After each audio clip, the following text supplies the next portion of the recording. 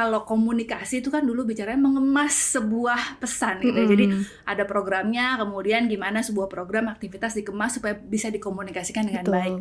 Nah, ketika saya juga handle untuk creating the program di sustainability gitu ya. Nah, sehingga jadi rasanya dari hulu ke hilir sudah dipersiapkan.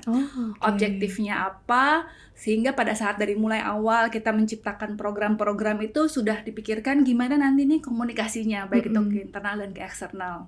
Jadi kalau komunikasi itu kan ujungnya menciptakan reputasi perusahaan secara konsisten, secara baik.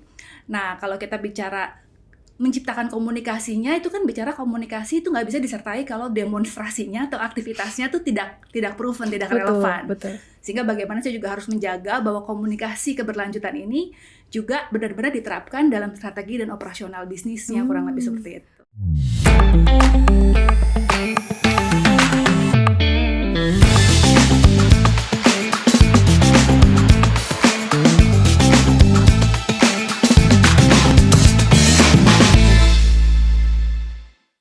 Halo semuanya, kembali lagi di podcast Leaders Talk Sustainable, media yang kita susun untuk memberikan dan juga mewadahi topik-topik dan juga diskusi terkait dengan sustainability.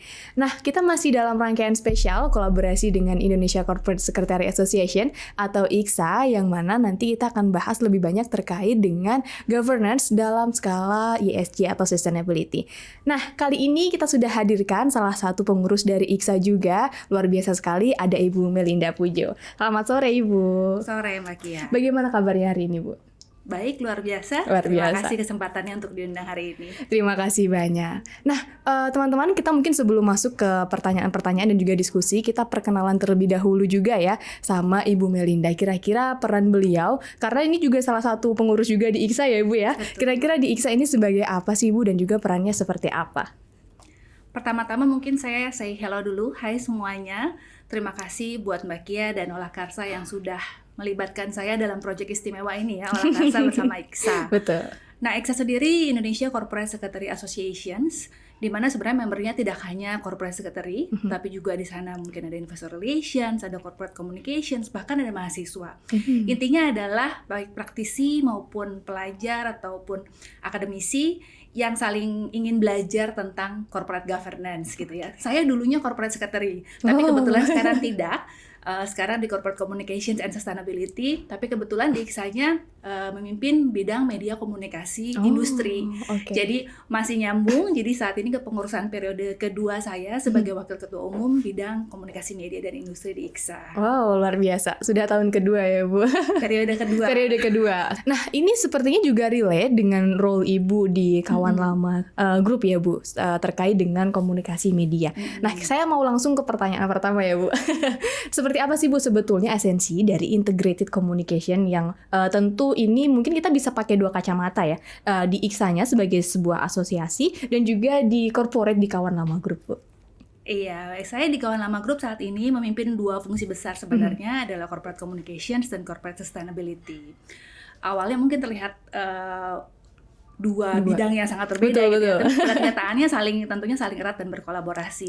Jadi tema hari ini sebenarnya creating trust di sustainability era melalui corporate communications menurut saya sangat relate.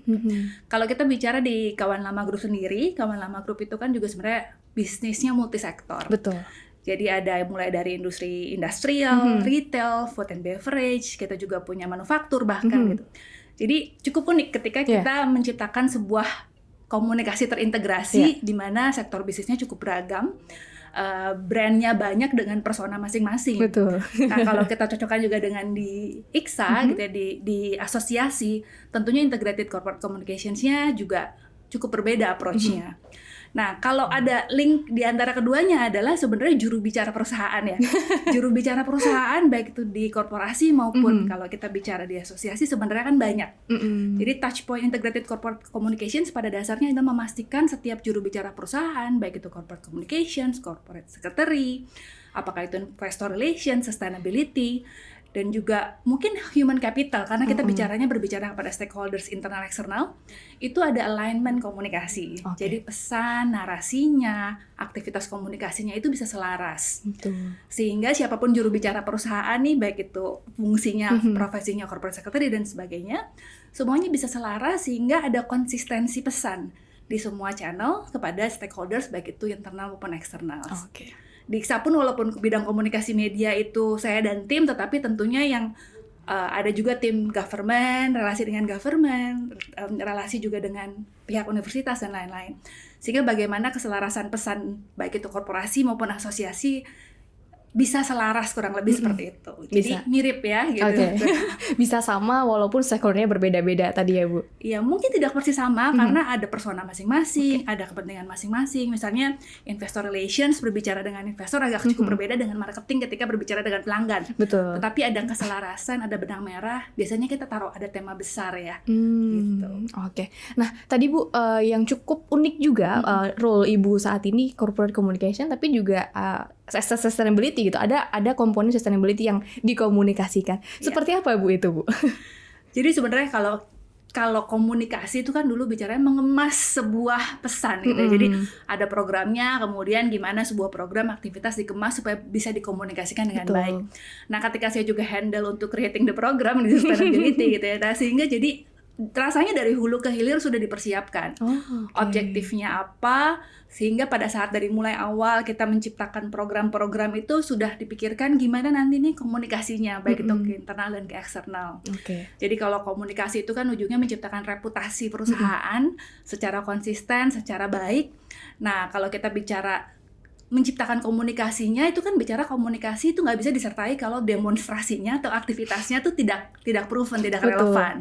Sehingga bagaimana saya juga harus menjaga bahwa komunikasi keberlanjutan ini juga benar-benar diterapkan dalam strategi dan operasional bisnisnya, kurang lebih seperti itu. Oke, menarik. Cukup luas berarti ya Bu yang dilakukan. Ya, kebetulan sebenarnya tim komunikasi ada sendiri dan tim sustainability ada gitu ya. Tapi jadinya mereka saling berkolaborasi. Ketika kita kemudian ingin mengkomunikasikan sesuatu kan kalau kita nggak ngerti datanya tidak konsisten, datanya tidak valid agak susah. Nah, karena kebetulan dalam satu divisi yang sama, sehingga itu bisa saling melengkapi ya. Oke. Nah, berbicara soal tadi komunikasi yang terintegrasi Bu, penerapannya di dalam Kawan Lama Group khususnya di divisi Ibu ini seperti apa gitu. Kemudian juga berkaitan dengan bagaimana meningkatkan reputasi perusahaan, kembali lagi ya Bu, karena memang komunikasi tujuan dan juga arahnya ke sana. Selain itu juga untuk menciptakan trust tadi, karena stakeholdernya bermacam-macam dan banyak juga lini bisnisnya begitu Bu, seperti apa? Ya, mungkin supaya lebih mudah memahaminya saya cerita sedikit tentang Kawan Lama Group boleh ya gitu ya. Jadi Kawan Lama Group ini tahun ini menginjak usia ke 70 tahun. Didirikannya 70 tahun yang lalu di 1955 itu awalnya sebuah toko 3x3 di Glodok. Jadi founding father kita almarhum Pak Wong Jin awalnya membuat sebuah toko perkakas. Namanya sudah Kawan Lama dari dulu gitu ya. Jadi sudah Kawan Lama dulu punya visi ya untuk memberikan kehidupan yang lebih baik untuk keluarganya dan akhirnya berkembang bisnis itu tersebut hari ini menjadi multisektor bisnis. Awalnya tuh kalau mungkin diingat ada brand yang rasanya setiap teman-teman di rumah punya brand satu, Crisbo mungkin baiknya di rumah ada. Ya, Crisbo di home juga di industrial gitu. Kita sangat terkenal sekali brand Crisbo juga dengan Kawan Lama Solution. Awalnya dari perkakas industrial. Kemudian retail mulai di tahun 95, kalau sekarang kenal ada Asko, Informa, Toys Kingdom, brand-brandnya. Jadi dari kita bicara B2B di industrial, kita juga harus bisa bicaranya retail. Ke mass customers gitu ya. Dengan audiens kalau bicara Toys Kingdom kan anak-anak, Asko mungkin bapak-bapak, Informa ibu-ibu, juga kita punya Pet Kingdom. Jadi memang sangat luas walaupun kita bicara retail. Food and beverages kita punya Chat Time, Gindako, Gogo Kari gitu. Yang terbaru kita punya full service restoran, 88 Soul juga ada. Kemudian kita juga punya property hospitality. Ada bicara Living World, Living Plaza. Jadi ini juga cukup unik. Ketika kita bicara punya bisnis retail lalu kita buatkan sebuah rumah gitu. Living World, Living Plaza. Jadi kalau ke Living World, Living Plaza semua brand kita ada di sana. Kita juga ada komersial teknologi, kan sekarang omnichannel e-commerce sudah rupa-rupa. Nah, pilar bisnis terakhir kita juga punya Kawan Lama Manufacturing. Karena kita percaya bahwa sebenarnya keberlanjutan bisnis retail ini ditopang juga dengan produk. Nah, kita juga ingin mendorong industri nasional, industri lokal. Jadi kita punya pabrik yang kita baru saja meresmikan operasionalnya di Kendal beberapa waktu yang lalu. Nah, kalau hulu ke hilir ya jadinya Bu. Hulu ke hilir berarti ya. Gitu. Jadi kalau melihat kan sebuah ekosistem nih. Jadi ketika kita di corporate berkoordinasi dengan para marketing communications gitu ya. Dari setiap 6 pilar bisnis ini kan rasanya kalau saya ibaratkan seperti mengorkestrasikan gitu ya, mengorkestrasikan bagaimana setiap business unit ini kan punya personanya masing-masing, Betul. punya brandnya masing-masing. Betul. Kita bisa punya benang merah. Contohnya tahun ini itu kita kan merayakan 70 tahun. Nah, kami di corporate itu menentukan tema naratifnya yang bisa dipakai bersama, yaitu tumbuh bersama Indonesia. Nah, bagaimana kemudian tema tumbuh bersama Indonesia itu dimaknai oleh setiap pilar bisnis, oleh setiap brand. Nah, kami di Corporate Communications merancang mulai dari key visualnya bersama dengan corporate branding. Bagaimana kemudian identitas itu turun dalam setiap merek. Sehingga touch point-nya berbeda, mungkin bahasanya berbeda, tetapi makna tumbuh bersama Indonesia itu dirasakan. Lalu setiap komitmen kita melalui quality, service, and value. Jadi mungkin bahasanya bisa berbeda, personanya berbeda, anak muda, audiensnya, ibu-ibu, bapak-bapak. Tetapi kita bicara pesan bahwa kualitas produk, kualitas pelayanan, dan juga nilai yang diberikan itu konsisten. Jadi itu bagaimana kita bisa alignment, kita melakukan biasanya ada strategic alignment bersama pihak-pihak misalkan investor relations, corporate secretary, corporate communication, termasuk HC. Bagaimana kita menciptakan tema-tema baik jangka pendek maupun jangka panjang, yang ujung-ujungnya sebenarnya harus mendukung purpose-nya perusahaan gitu ya, bring value for a better life. Nah, jadi alignment ada, kolaborasi cross functional dengan beberapa fungsi itu, nah nanti akan turun ke dalam content production yang seperti apa gitu ya. Nah, jadi kurang lebih itu yang kami lakukan time to time. Wah, luar biasa sekali. Banyak ya Bu, pasti yang dilakukan ini sangat-sangat luas begitu, memikirkan tentu tadi berkaitan dengan lini bisnis yang cukup banyak juga, bagaimana mengkomunikasikan dan agar itu tersampaikan ke masing-masing stakeholder-nya begitu. Nah, saya penasaran satu hal Ibu, berkaitan juga tadi Ibu sampaikan saat ini Kawan Lama Group sudah 70 tahun ya Ibu, artinya yang Ibu dan tim lakukan ini sesuatu hal yang sangat-sangat strategis begitu ya Bu. Strategi atau mungkin komunikasi atau campaign apa sih Bu yang selama ini sudah disusun dan itu menurut Ibu adalah salah satu campaign yang paling berhasil gitu Bu?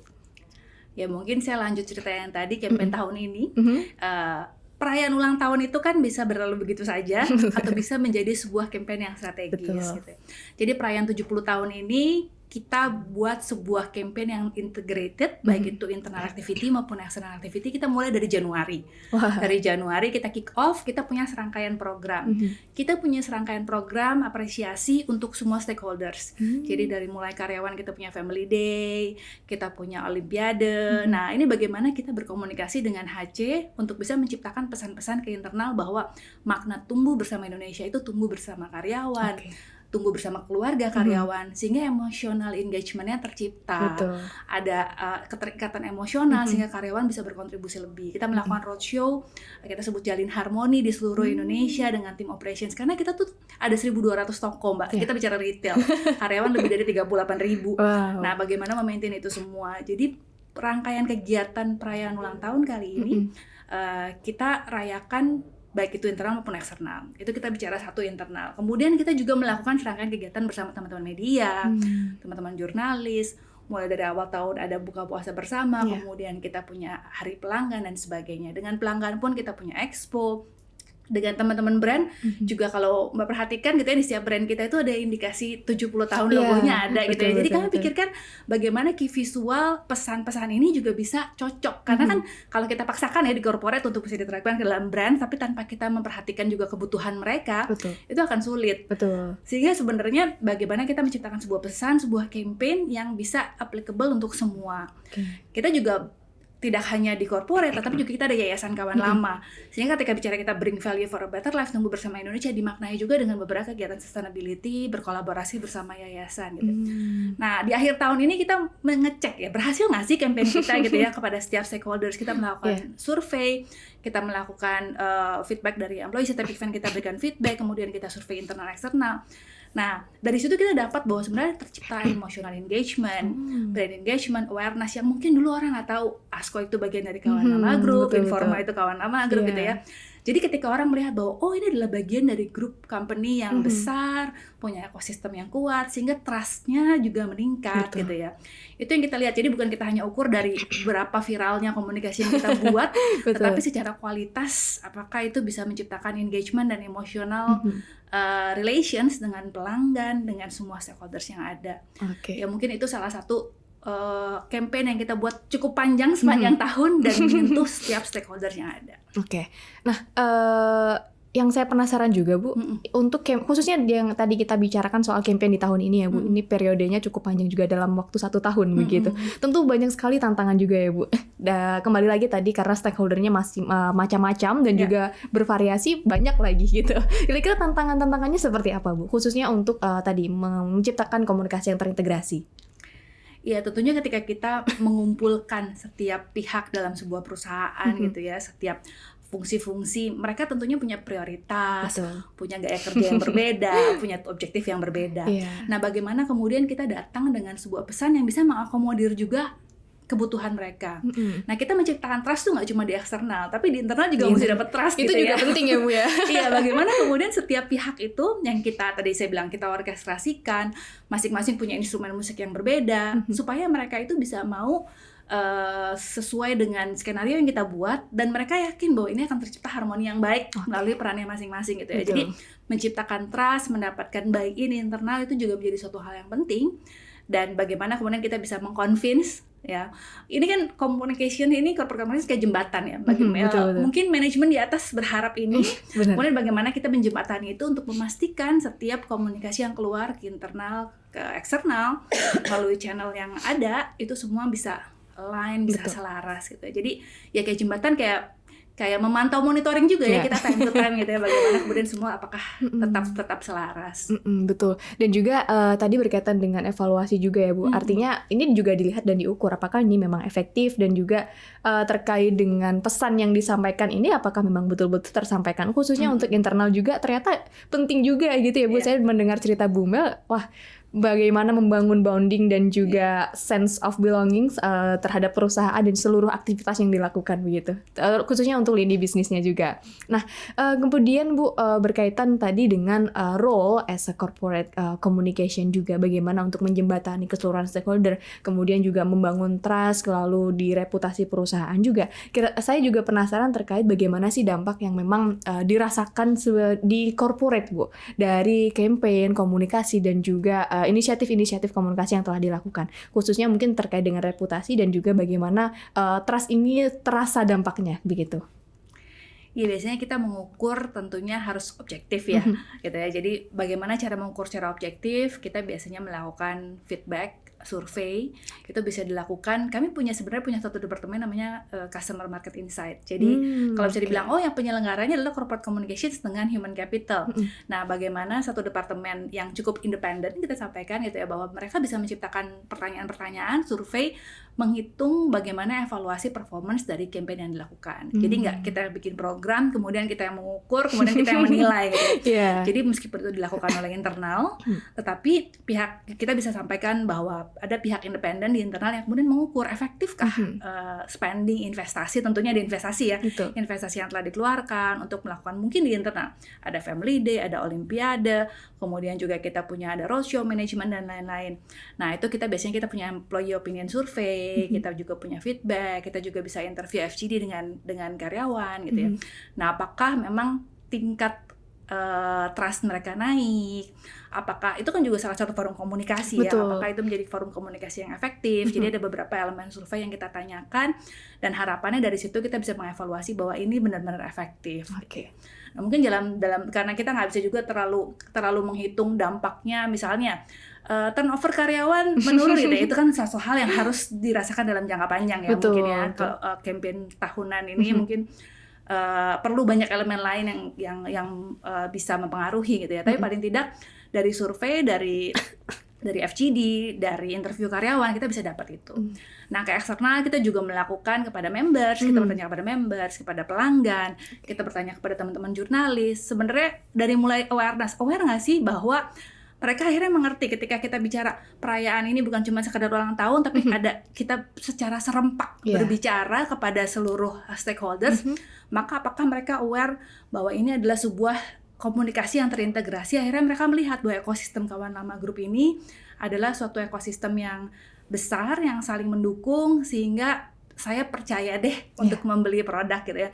Jadi dari mulai engagement-nya gitu ya, dari mulai value-nya dirasakan nggak sih kepada pelanggan? Ya harapannya sih ujung-ujungnya adalah kembali ke bisnis ya. Betul. Kalau kita bicara gitu ya, dari semua campaign yang ada, trust tercipta, loyalty tercipta, tentunya harapannya ya kembali return-nya kepada bisnis. Gitu. Oke, betul.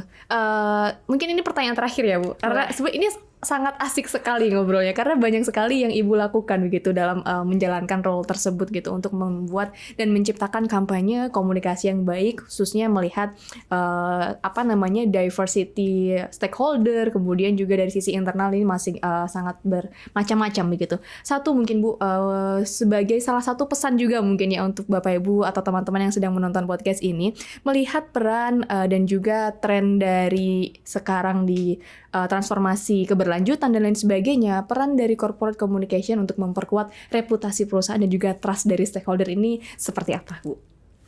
Ya, baik. Jadi komunikasi saat ini tuh bukan hanya sekedar menyampaikan pesan ya. Kalau tadi bicara bahwa kita itu harus menciptakan trust, menciptakan reputasi, itu terjadi nggak hanya dari sekali dua kali berkomunikasi pastinya. Tentu ada konsistensi di sana, tentu ada jangka yang cukup panjang di sana. Sehingga kalau kita bicara ingin menciptakan trust, menciptakan sebuah pesan keberlanjutan, integrated communications itu tidak bisa terelakkan. Karena setiap orang yang bersentuhan dengan elemen perusahaan itu harus mendapatkan pesan dan konsistensi yang sama. Nah, ketika itu pesannya sudah selaras, sudah align, tapi kan tentu komunikasi tidak diikuti dengan aksinya, gitu ya, dengan demonstrasinya. Sehingga ketika kita bicara mengkomunikasikan keberlanjutan terutama, itu benar-benar kita di dalam harus, walaupun kita komunikasi gitu ya, walaupun kita bukan praktisi sustainability, harus closely relate dengan benarkah apa yang kita komunikasikan ini juga selaras dengan strategi dan operasional perusahaan yang ada. Sehingga mungkin mengemas komunikasi itu mudah, tapi bagaimana kemudian kita juga bisa lebih kuat ke dalam untuk memastikan bahwa goal, objektif, komunikasi, reputasi yang ingin kita ciptakan itu juga benar-benar proven gitu. Karena komunikasi akan sia-sia ketika publik gitu ya merasakan sendiri nggak kayak gitu deh gitu ya sebenarnya gitu. Jadi itu yang kami jaga di Kawan Lama Group, dan juga tentunya IKSA, karena IKSA juga berkomitmen contohnya bahwa kita ingin mendorong profesi corporate secretary untuk bisa standarnya internasional. Betul.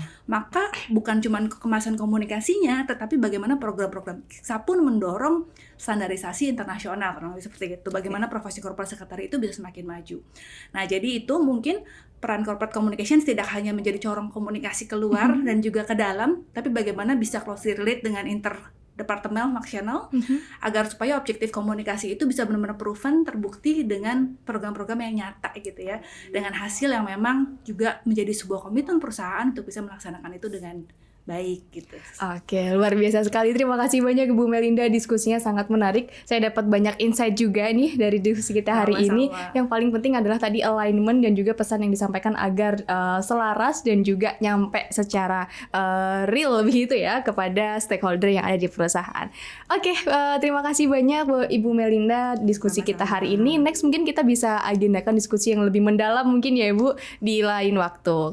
Kalau begitu, selamat sore teman-teman. Kita akhiri sesi podcast Leaders Talk Sustainable bersama Ibu Melinda Pujo dari Kawan Lama Group. Selamat sore.